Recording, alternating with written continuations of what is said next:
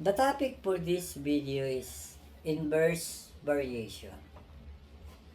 Before I discuss to you inverse variation, if you are not yet a subscriber of this channel, please click the subscribe button and click also the notification bell para pag nag-upload ako ng bagong video ay ma-notify kayo. Please. And sa mga students na nagre-review dito, maraming salamat. I-define muna natin ang inverse variation. An inverse variation is a variation which states that the product of two quantities is a constant. It is sometimes called indirect proportion. In inverse variation, if one quantity increases, the other quantity decreases.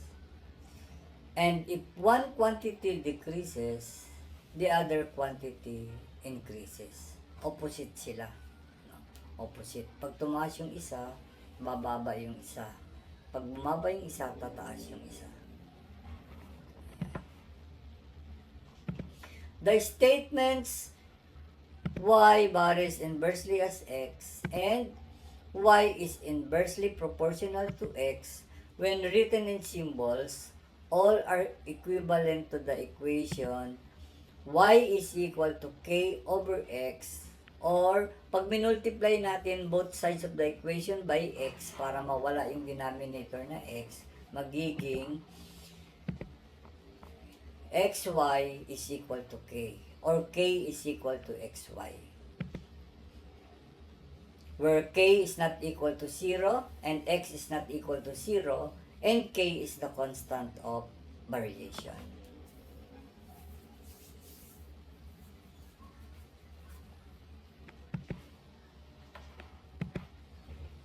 Inverse variation can also be a proportion called indirect proportion, such that if x sub 1, y sub 1, and x sub 2, y sub 2 satisfy the equation xy is equal to k, then x sub 1, y sub 1 is equal to x sub 2, y sub 2, or x sub 1 over x sub 2 equals y sub 2 over y sub 1. Ayan. Pag ginamit natin yung proportion. Kasi we have two solutions. Yung una, tapos yung alternative solution. Gagamitan natin ng proportion. So let's go to example 1. If y varies inversely as x, and y is equal to 25 when x is equal to 6, find y when x is equal to 15. So, meron tayong mga steps. Here's the steps in solving this problem. First step is write the equation of the variation. Second step, solve for k. And third step, replace k in the equation in step 1 by the value obtained in step 2. And number 4, solve for the desired value or solve for the missing variable. So, we will base the equation here on the underlined words. Y varies inversely as x.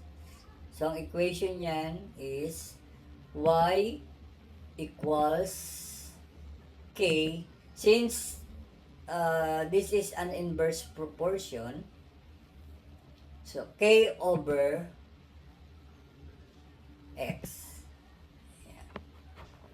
Yan yung kanyang equation. Kasi kung y varies directly as x, yun ay y is equal to kx. Pag inverse, nasa denominator yung pangalawang variable. So, y is equal to k over x. Let us solve for k.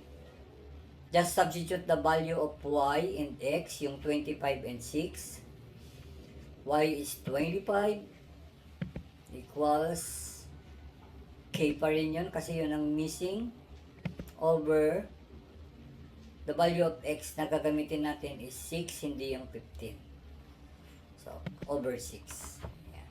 Then, you can use multiplication property of equality. Mag-multiply ka both sides ng 6 para mawala yung denominator na 6.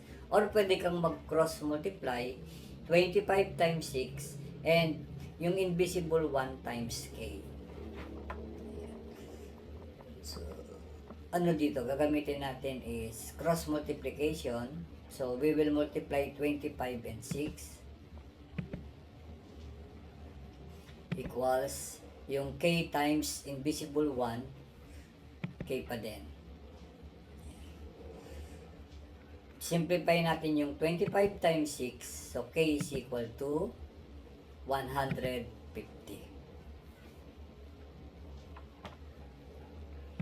So, yan yung ating constant of variation. Now, we will replace the value of k in the equation in number 1. Y is equal to, yung value ng k ay 150 over yung value ng x na 15. Yung second value ng x, 15. So, 150 divided by 15 is, the value of y is 10. Yan yung ating desired value, the value of y, which is 10.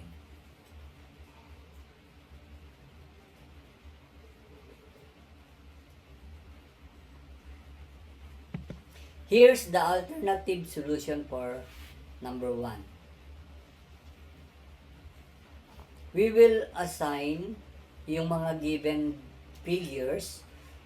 Yung 25, we will assign it as y sub 1.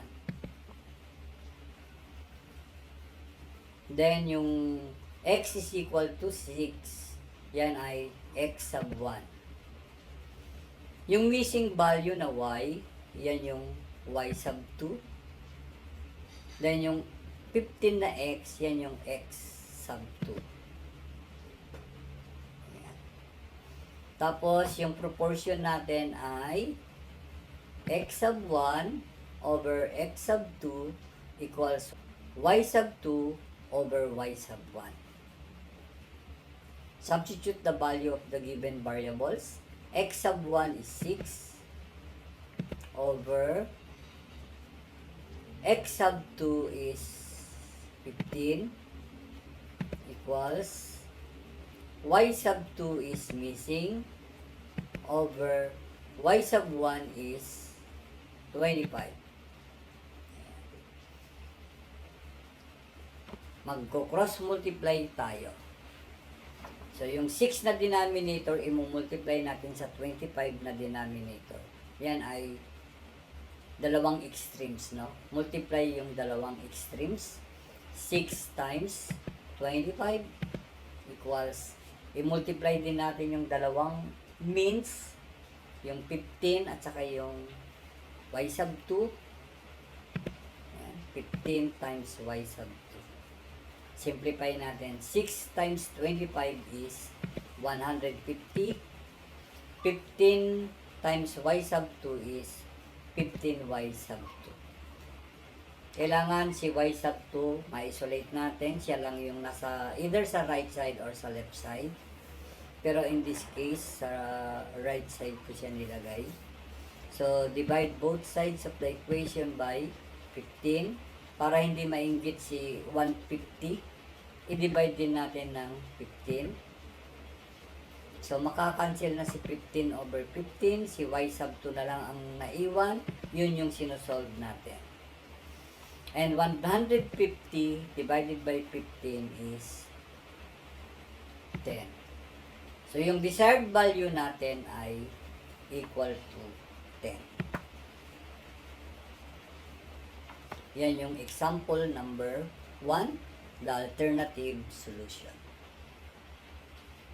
You may use any method kahit ano, basta kung saan kayo mas nadadalian. Let's go now to example number 2. Example number 2. If x varies inversely as y, and x is equal to 8 when y is equal to 3.5, find x when y is equal to 1.75. Susundin natin yung apat na steps. Write the equation of the variation, solve for k, replace k in the equation in step 1 by the value obtained in step 2, and then solve for the desired value. I-form natin yung equation using this phrase, x varies inversely as y. X is equal to k over y. Yan yung ating equation. Then, solve for k. Substitute the value of x and y. X is 8 is equal to the value of k. Wala pa. Yan yung sinusolve natin. Over the value of y is, dalawa yung y, di ba? 3.5 and 1.75. Pero ang gagamitin natin, we will use 3.5. Kasi yun ang tropa ni 8. Ginamit natin si 8 eh. So, ang gagamitin natin si 3.5, not yung 1.75. So, kung ano yung ginawa natin sa number 1 kanina, ganun din. Cross multiplication or multiplication property of equality. So, 8 times 3.5 equals k. Ayan. Simplify natin. 8 times 3.5, k is equal to 28. Because 8 times 3.5 is 28. Nahanap na natin si k. I-substitute natin siya sa first equation na x is equal to k over y. So, x is equal to, ang k natin ay 28, ang y natin ay 1.75 or 1 and 75 hundredths. So, by that, i-divide lang natin, mahanap na natin yung missing value na x. X is equal to 28 divided by 1.75 is 16. So, ang missing value natin ng x ay 16.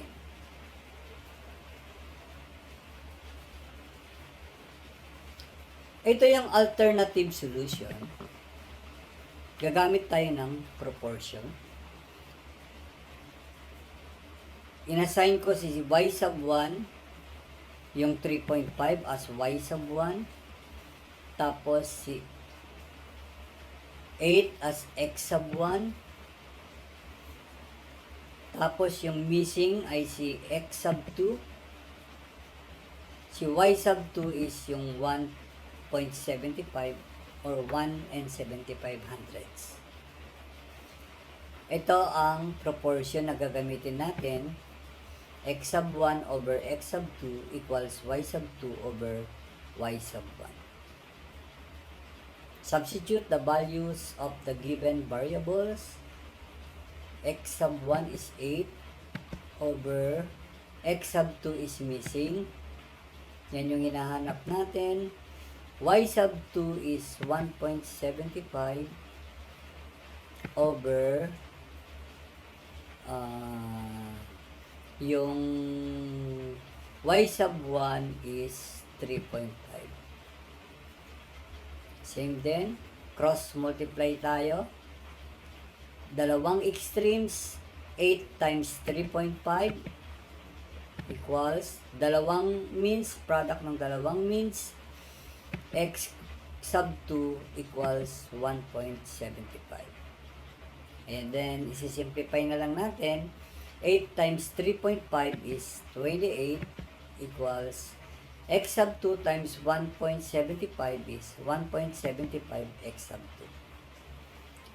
Applying the division property of equality, divide both sides of the equation by 1.75. Makakancel si 1.75 over 1.75, that is equal to 1. So si 1 hindi na sinusulat for a variable. So x sub 2 na lang. And 28 divided by 1.75 is 16. So, same lang yung value doon sa unang solusyon natin. X is equal to 16. Dito, x sub 2 is equal to 16.